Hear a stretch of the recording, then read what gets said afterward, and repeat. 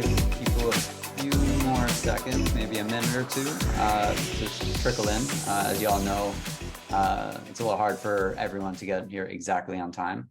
But we're excited to have you, and yeah, we're just getting set up, or finishing getting set up. So give us another about 90 seconds, and then we're gonna go ahead and start. And Alan, I think you're about ready to go as well, yeah? All right, awesome. So funny story for, and I'm gonna do a whole introduction of Alan in a second, but funny story is that me and Alan just realized, Alan is from Sao Paulo, or lives in Sao Paulo for a long time. I'm from New Jersey, and I live in Miami. But funny enough, we have a dear mutual friend that I got to know in Sao Paulo when I worked at LinkedIn at the same time as Alan.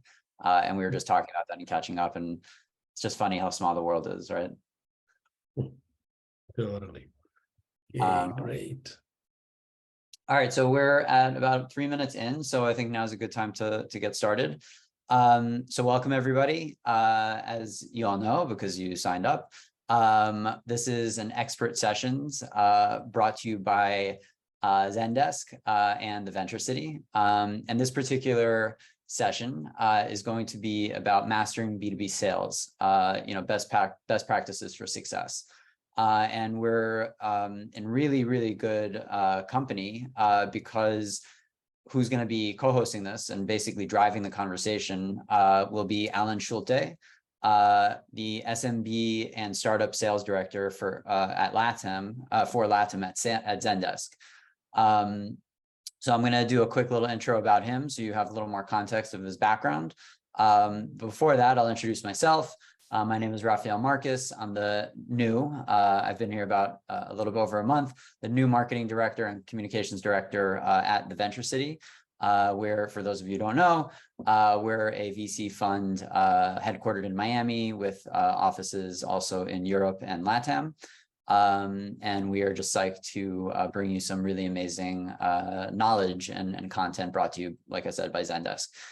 So a quick introduction of Alan, and I think you can all see my screen here, the lovely photo of Alan, and just highlighting a few of the major brands that he's worked for. But basically, Alan has a very wide career spanning all the way from media to recruiting to SaaS. He worked at one of the biggest recruiting agencies in the world, Michael Page. You see the logo down there at the bottom. Then he had an almost unprecedented 9-year run working at LinkedIn, selling their SaaS recruiting solutions.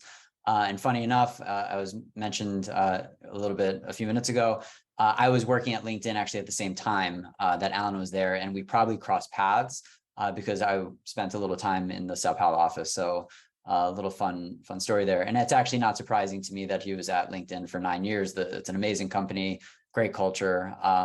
But then I guess Zendesk went ahead and snapped him up, where he is now leading sales in LATAM for SMB and startups.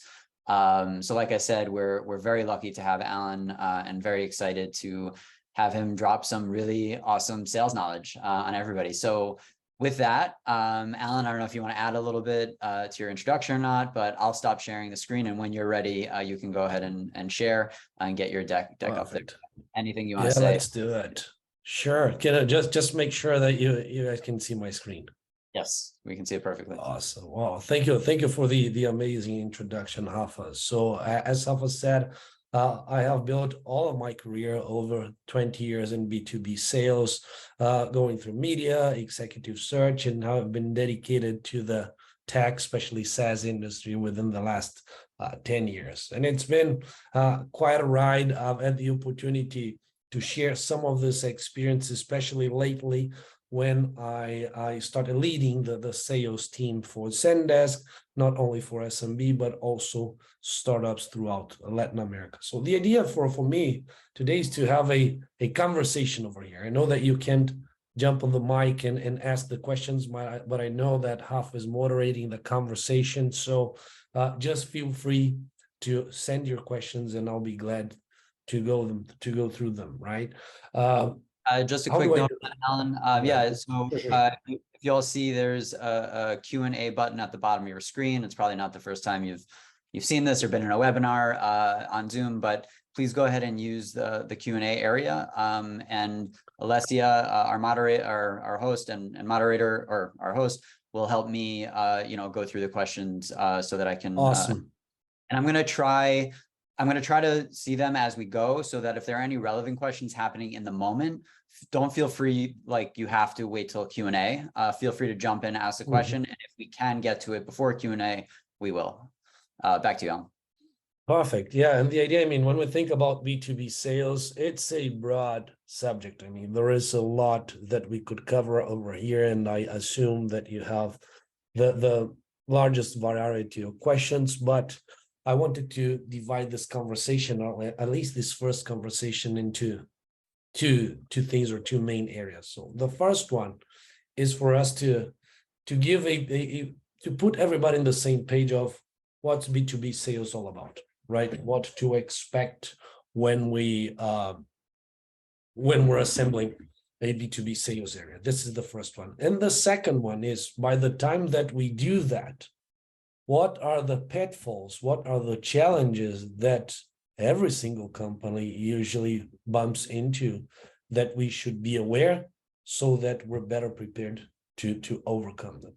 I've heard also that, and I've seen that all of the startup founders, you have crazy agendas, a lot going on. So instead of building the mystery so that we reach the top, let's put it this way, of the presentation at the end, I decided to give you a spoiler a little bit of what is going to be the end of it, where is it leading to, so that you can map if it's going to be actually engaging or not, right? So the idea in here is to share start the presentation sharing with you what are the most frequent challenges when it comes to B2B sales, right? So B2B sales starts whenever we, or you are, as innovators in the tech industry, understand the importance of turning your groundbreaking idea into profitable business.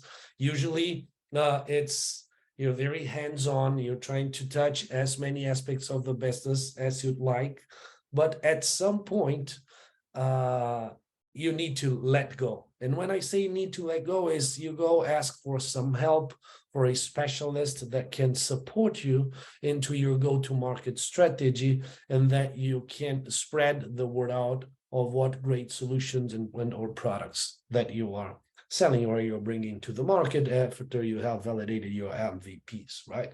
Hafa, when we were having the sync, he asked, Alan, when is this moment? So the first question would be, when does a founder realizes that he or she needs some help on and needs to go and build a sales team to help them market and to help them, of course, sell the products in the market? What we usually say here at Zendesk is, well, your WhatsApp or whatever communication tool you use is gonna get flooded with messages from customers and prospects all day long, and you're not gonna be able to do anything else, right? Another thing that we say is, whenever it's not possible for you to remember the names of your customers and the names of your stakeholders all by heart, maybe it's time to get some help.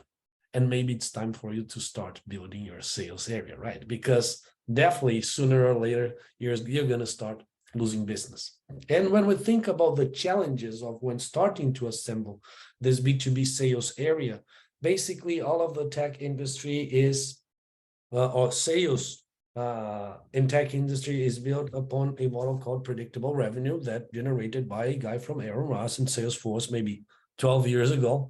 And we have categorized, or we have segmented the sales areas in pre-sales, sales, and post-sales, right? So I have highlighted in here what would be the most challenges or most frequent challenges that you will see in this area. This is a summary that I'm presenting to you that I'm going to detail a little bit further ahead. So, but before doing that, let's put everybody in the same page, because most probably there are some founders over here that have never had previous B2B sales experience, are just starting the journey, they're getting some traction on the business and need to understand what the hell do I do. So again, when we think about the B2B sales, so unlikely B2B, it involves direct transactions, of course, with a more complex organizations, right? And your focus would be to meet the needs of other businesses, such as corporations, enterprises, organizations, anyway. First thing, why is it complex? Because it requires a substantial purchasing process power, right? These clients typically they need high value contracts and aim on long-term partnerships, which can be instrumental in driving your startup's revenue and growth. When it comes to the fact that it is formal, it's because it is harder to motivate customers to make a decision led by their emotion. So it's much more rational. And as I highlighted here, it's much more intentional as well. Despite that, emotions can be involved in the sales process, and we need to have this mapped. What do I mean by that? So when we're talking business to business, basically it's corporations, people representing corporations in different sides of the table. But we need to understand what are the corporate motivations of those stakeholders that we are interacting and their personal motivations. We need to understand that by selling to a company and to the person that represents that company, that person will have, or that project or the solution that we're selling will directly impact the career of that individual. If it's the process or the project is a blast, he's going to get promoted, he's going to get bonus, he's going to get a good internal exposure. It's going to be awesome for his or her career. But if it drives negative result, he's going to, or he or she are going to get kicked out of the company. And this matters. So we need to map both. When I talk about end stakeholders, is because we have multiple stakeholders involved in the purchasing process when we talk about B2B sales nowadays, right? So the idea of having one single owner of the pen that signs the contract, it doesn't exist anymore. For years, you have one decision maker, but there are a lot of people influencing that process, that decision, right? And you need to map who are the stakeholders involved in the project, and you need to engage with those stakeholders, right?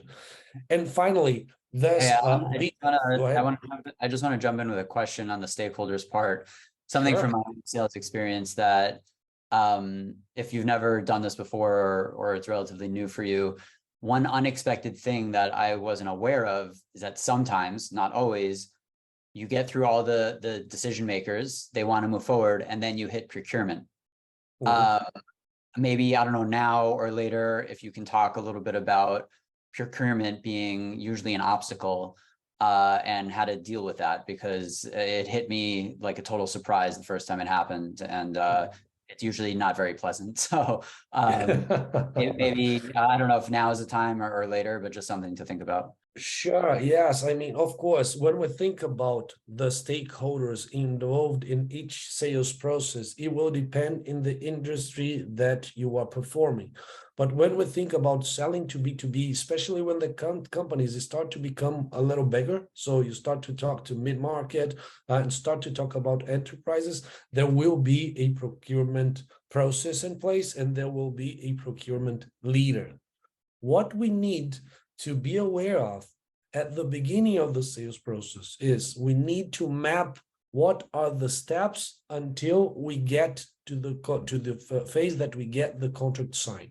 And we need to understand if procurement will be a part of it or not. So don't be afraid to ask the question to your first stakeholder. Look, how are we going to do this? What are the rules that we're going to play on?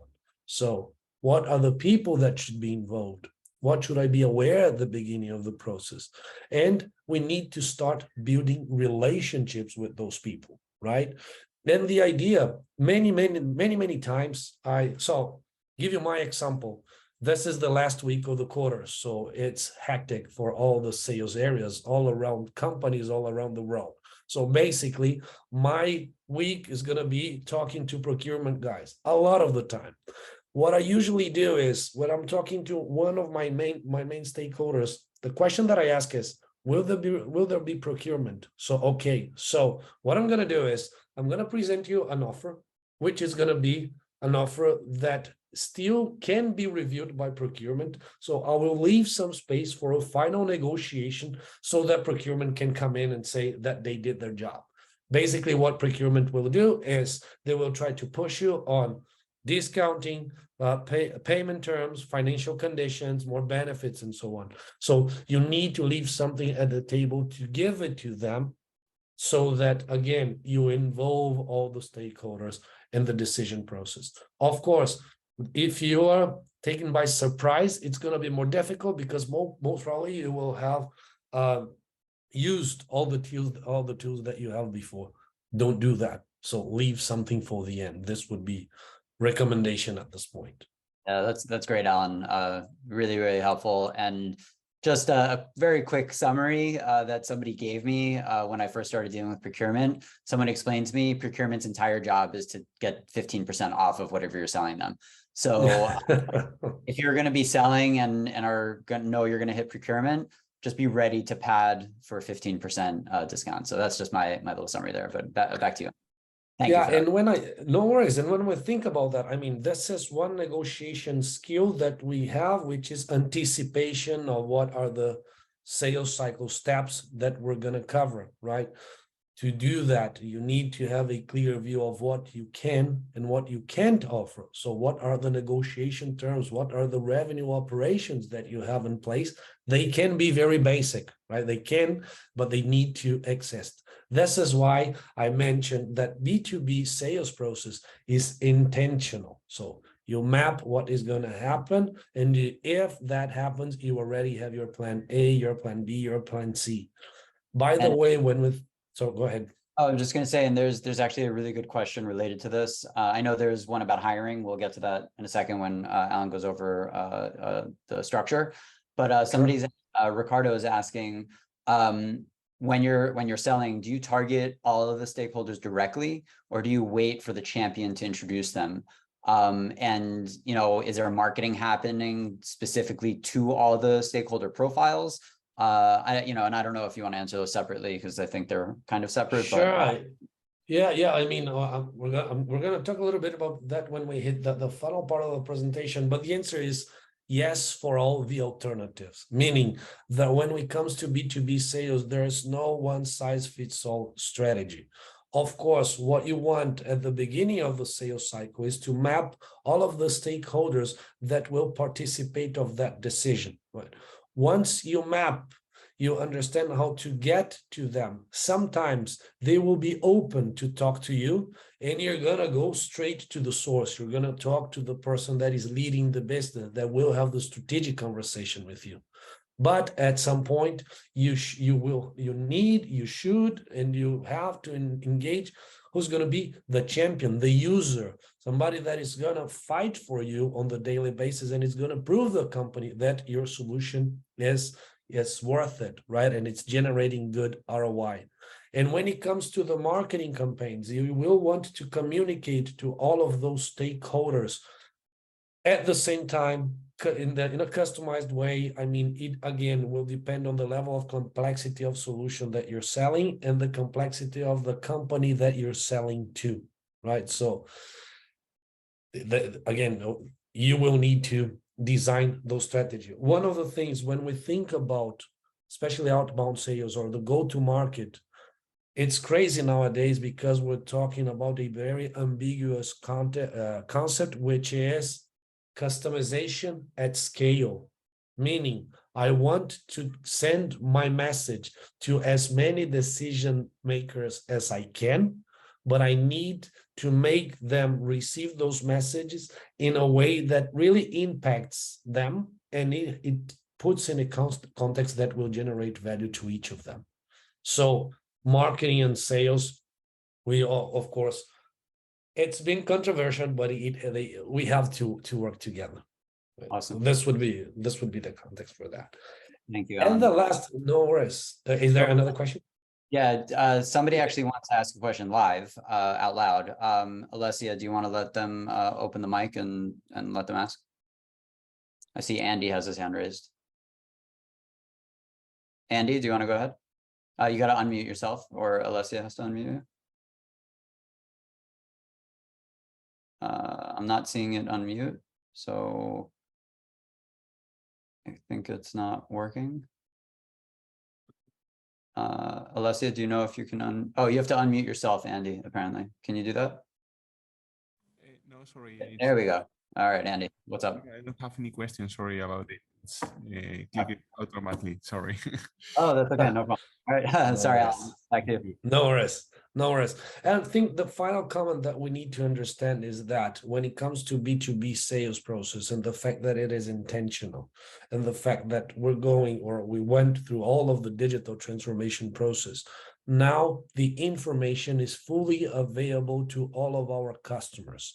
There is a report that LinkedIn built called the social selling report, or the sales report that LinkedIn has, that says that almost 60% of the sales cycle is completed by a customer before talking to a vendor, meaning customers are researching information on your company, so they are going to be well educated when talking to you about. What you need to do by that is, of course, you should have a robust communication strategy going on just to make sure that they're going to get the right information, or the information that you want to get. And the second one, when it comes to discovery, it's important to map the level of maturity that the company or the person that got in touch with you has regarding your business and regarding your market. Why am I saying that? Because it's very natural for a founder or for a seasoned sales executive that fully understands the industry and fully understands the solution and fully understand company, competitors, I mean, all of the scenario, to assume that the stakeholders they're interacting with also know that. And sometimes they don't. So educating the market about your company, at least, is fundamental when we think about qualification and when we think about the beginning of the sales cycle, right? Moving forward, one of the things that Alpha asked me to talk about is, okay, so when we go international, what do we do, right? What is the best approach to do that? When it comes to Latin America, we can say that there are Latin routes that are very similar in every country that we operate, but there are nuances that doing business in Brazil is different than doing business in Mexico, than it's different in Colombia and in Argentina. Two things that you need to understand: basics on how this market operates and what is the economical, political current scenario, and suggestion. Lean either on a coach or on a partner that already knows or that has already done some business in that market, so that you can get some support, especially at the beginning of the journey. For instance, at Zendesk, what do we have? I have offices, I have teams placed in Sao Paulo and in Mexico City, but we operate in all of the markets. I have partners that are locally based, that understand the local market, that I educated about Zendesk, and they help me with my local go-to-market solutions in markets that I don't physically operate, right? So this would be my 2 cents in that. Just wanted to cover it and make sure, since I understand some of you are exploring international markets in the region. Moving forward, when we talk about the evolution of sales strategy, just one thing I wanted to comment and put everybody in the same page is that sales has evolved from what we call the traditional sales structure, right? Which you had the employees reporting to managers, reporting to directors. And what happened is everybody did everything. So everybody covered all of the steps of the sales process, right? And the way that it happened is, okay, so you started as a sales executive at a company, you start to perform well, the manager comes to you and says, look, you're doing great, teach others how you do it so that you can multiply your knowledge. But what we understood is that one size, again, does not fit all. What happened with that structure is that there was a lot of lack of motivation, especially because experienced sales executives hate to go outbound and prospect from the beginning again. They want to keep their enterprise portfolio. There is a lack of focus. So people putting efforts in all of the steps of the funnel, all of the steps of the sales cycle. There was lack of proper training and support. There was unclear metrics. And finally, there is no full visibility. There's no specialization, meaning this model, it is proved that it leaves a lot of money on the table. Comes in Aaron Ross, we're talking about, again, 2011, Salesforce. He built something that is called predictable revenue. I'm not sure if you've heard about that book, but basically this is how every single tech company operates their sales efforts. So what we have is a sales structure specialized by stages. And this can be quite simple. So basically, the idea is for us to have part of the team focused on the top of the funnel, meaning qualifying opportunities, understanding if that company is actually a potential buyer for our solution, and if that company might be ready to buy and consider that solution within amount of, I don't know, 1 month, 2 months, 3 months, depending on how complex our sales cycle is. If that is validated, that moves to a team that is focused exclusively in signing new business, which we call hunters or account executives, closer, you name it. But it is a team only focused on educating new customers about the value of our solution, validating the business cases, and the fact that, yes, we can provide whatever they need, and getting the deal signed. And when this happens, there is a third team that will make sure that the customer executes and gets value from what he or she bought from our company, right? With that specialization model, what we understand is that, again, there is focus, there is intention, there is a specialization, and with that, we lose much less time, let's put it this way, on the companies that we put our efforts. And once we do, we have, again, closers much more focused on identifying first opportunities, and farmers much focused on expansion. One thing that when it comes to international business that we were talking about selling to different markets quite a few minutes ago, one of the things that is, and this is my point of view and my observation other than anything else, but in Latin America, we have a culture that is pretty similar across all the markets, which is land and expand. So it's very rare for a company to start engaging with another company and to say, you know what, I'm fully, I'm sure that this is going to solve anything that we need. I'm going to go all in. So even though we offer trials to those companies, those trials happen in very small amounts of times that don't give them the confidence to go all in. So the business model to have closers and farmers will help you significantly expand your penetration in these companies much shortly. Also because the cultural aspect of why we have in Latin America. Hey, Alan, just a quick Sure. question on the last stage here, customer success and account management. From my experience, it seems that customer success is an organization that comes later in the evolution of a company, usually when they're a little bit bigger. Would you say that, like, and until then, it's really just account managers? Would you say that's right? And about what stage do you think that it's appropriate for a company to a startup to add a customer success organization?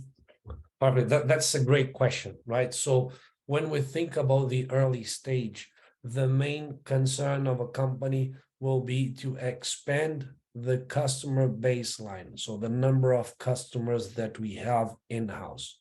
So in early stages, usually sales structures, they have what we call in here SDRs that are going to do both inbound and outbound. And we talk about that.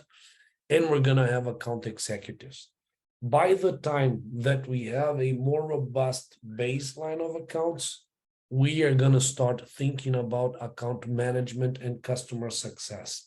And why is that? Because at first, these people are going to have a lot of free time since we have a very reduced or restricted customer baseline. But by the time it expands, if this baseline doesn't get the proper support, you're going to start experiencing your number of churn is going to increase. So you're going to start losing customers, and their main complaint is, I'm not satisfied with the level of support that I'm getting, right?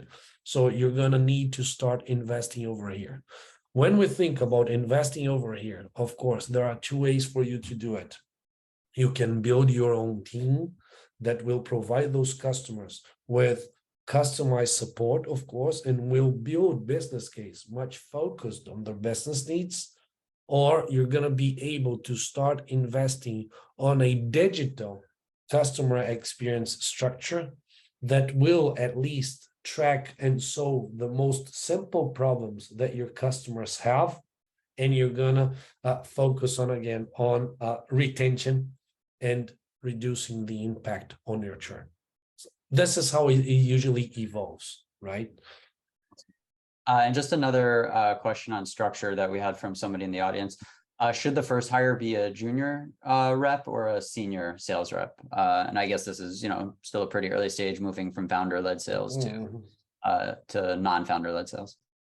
It will depend, and I will say that it will depend on how much time the founders have to dedicate to the sales area. Meaning, if the founder has a good sales experience and a pulse of what's happening in the sales area and has the time to onboard and train the junior executive, yeah, it can definitely be a junior person that will help you with the most transactional sales. What do I mean by transactional sales?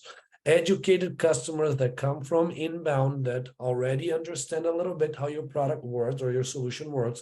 They just want a demo. They want to solve some questions. They want maybe to negotiate a little bit, understand contract terms, sign the deal, done. Junior is perfect for that with good supervision.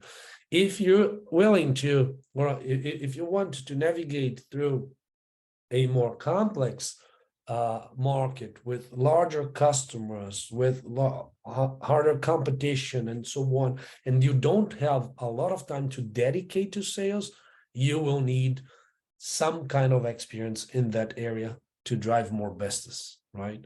You can still attract salespeople with a compensation model that could be beneficial for both, right? So we have nowadays, if we think about talent and all of the impacts in the tech industry, not only LATAM, but worldwide, we have a lot of good talent now available in the market. Awesome, thanks. Okay, the last thing I wanted to touch again, when it comes to sales development, and we're going to talk about that, inbounds are the leads that intentionally you are going to understand if they are only curious or if they are people that will want to buy. And outbound, no, you are hunting the companies that you know that you can drive some value to that company, and you need to prove them that. And to do that, we need to get an agenda with a decision maker. This is what these guys do over here. We're going to talk a little bit, we're going to talk about this a little bit ahead in the presentation, right?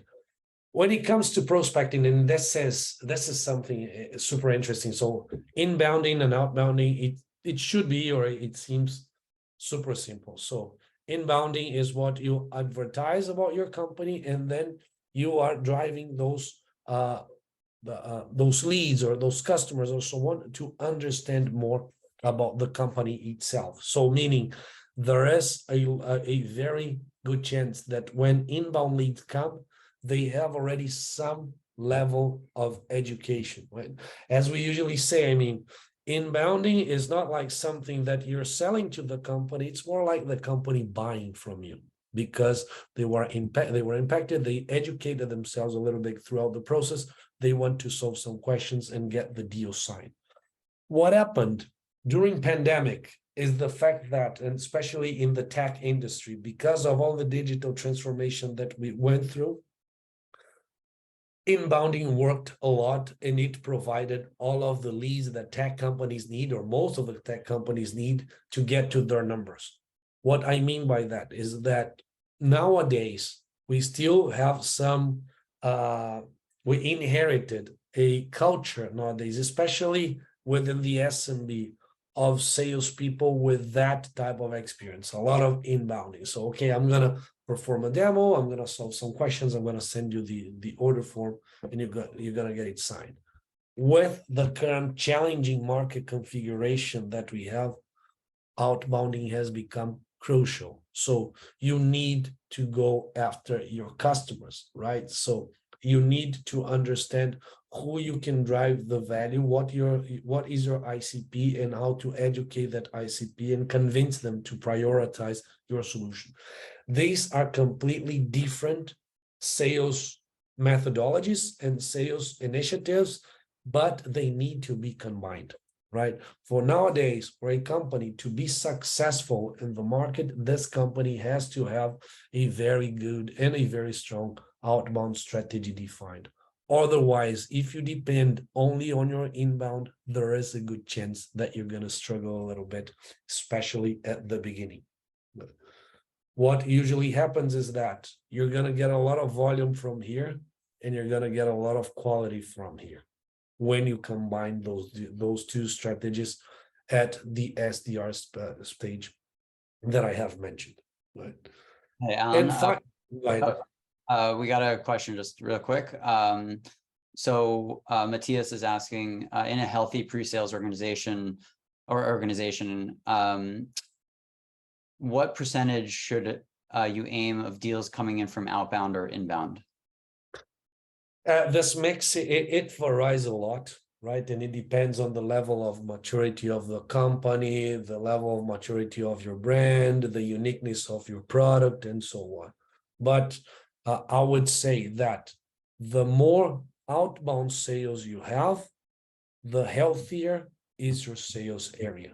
Meaning, this should be what really drives your business. This should complement your revenue. Because if you're leaving your sales team, the success of your sales team, if depends on inbound, you're leaving it by chance, and you actually don't have people that, or you don't have a team that is ready to have a consultative approach. They have a more prescriptive approach. And I've seen that in many, many companies, right? When everything is good, inbound is enough. Customers are desperate for your product, and they're going to do anything to do that. You're going to be flexible. They're going to open themselves. But when things are tough, we're talking about outbound. People that really need how to prioritize, how to plan, how to reach good decision makers, educate those decision makers, and get those deals signed. So my advice is always prioritize your outbound strategy when it comes to your sales team. Look for salespeople that are good outbounders. All right. And just moving. Go ahead. Just so you know, we're just about 5 minutes out. But of course, you know, if you're flexible to go over a few minutes, so are Super. we. Yes. So, heads up. Things that I wanted to share with you. Again, to become intentional. This funnel might be very complex. Me and Rafa, we talked about that.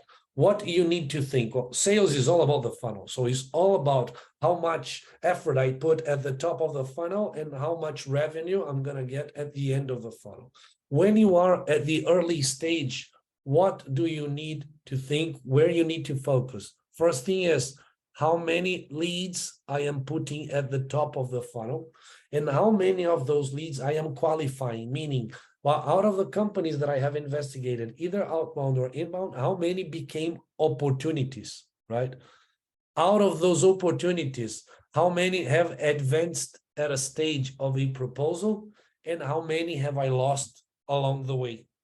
And finally, how many have I closed? So lead to opportunity, opportunity to proposal, proposal to revenue. very simple, like that.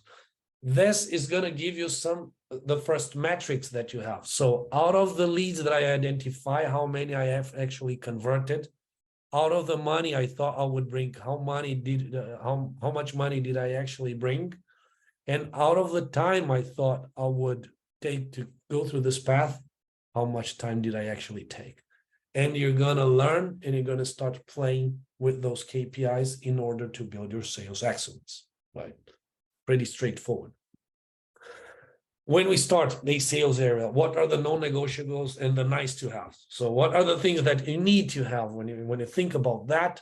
And what are the things that you could think about when we come to when we evolve? First one is the go-to-market hypothesis. And this works just like an MVP. Who do I think that my product will generate the most value? Who do I want to sell to? And start building hypotheses and testing those hypotheses. Okay, I think that my product, it fits into the pharmaceutical industry in Uruguay. Okay, get 20 companies, call those people, understand what happens. Whatever happens that you learn, you keep doing. What are the things that you can pivot, you do? What are the learnings that they don't work, that you thought you would work, you quit it. So you have to have this hypothesis on your hand. You have to have your metrics. So you need to understand some goals. So how much pipeline do I want to generate? What should be the ideal conversion rate? What's my average ticket? So this kind of what I call sales ops intelligence is crucial so that you can understand your path. Your strategy needs to be very clear and your team needs to understand that. A lot of the things, what I see is that strategy is very clear in the head of the founder, of the head of sales, but the team just does not understand and it's not aligned with that. Finally, thinking about and aligned with go-to-market territory plan. Think about the accounts that you're going to target. How many are they? Where are they based? Am I going to segment them in any time? If I have enterprise accounts in my book of business, what's the structure of that enterprise? How many subsidiaries? This is very important. If you have a larger team, what I call rules of engagement is just the rules of the game. Who owns what? Who has each territory? How can accounts move from territory one to other? This is very important. And finally, have the pulse and the control of your business. It's natural for founders not to have a sales cadence to understand forecast. Okay, how much money are we going to make this month? Because this is not that we don't have a clear view of that. The sooner you start mapping, the sooner you're going to get the clear view. And when we think about forecast, the rigorous, if you aim for 100 or your sales team aims for 100 and they deliver 100, 95, 105, it's good. If they deliver 80, 70, it's bad. But if they deliver 130, 150, you're going to be happy, but it's bad. Because again, they need to be rigor. There need to be rigor in this one. And it's nice to have, again, just some things as some digital prospection tools like Sales Navigator, Outreach, or Lucia, so that it helps you to have easier access to information and organization. Adopt methodologies like Sandler, Band, Medpic, most probably you've heard about those. These are sales methodologies, and these are trainings, enablements, some of them more simple, some of them a little bit more sophisticated. In here, there's the specialization, and the question was asked, I don't have to have pre-sales, sales, post-sales at first. I can start, I can build my structure more robust as time goes by. I can have some segmentation, and I can have a technical pre-sales area depending on how technical my product is, right? So if it is something very technical that it needs a technical background to help selling it, you should build it. You should build it, right? And finally, back to where we started, which are the most frequent challenges of what you're going to face as you advance in the journey. So the pre-sales, what are going to be the challenge over here? The number of leads generated versus the number of leads accepted. The numbers of leads that we accept, but actually they're not actual good opportunities for us to move ahead. And how we measure pre-sales versus sales. In this area, what happens usually is pre-sales is mapped by the amount of opportunities they qualify. Sales is mapped by the amount of revenue they generate. There's conflict over here. There always is, right? When he talks about sales, what are the pitfalls? Again, and I talked about that. Sales teams highly dependent on inbound sales. No sales excellence. So sales areas, they don't understand where they need to go. They don't have a clear view for that. And we have teams selling products, click here, click there. This is what my product does. Other than this is the value my solution generates to your company.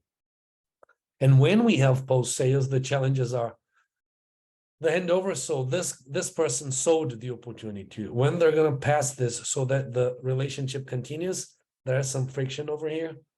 Post sales, they have a lot of distractions on opportunities that are not sales focused, billing things, technical things, things related to contract, you name it. You're most probably you've seen some of that.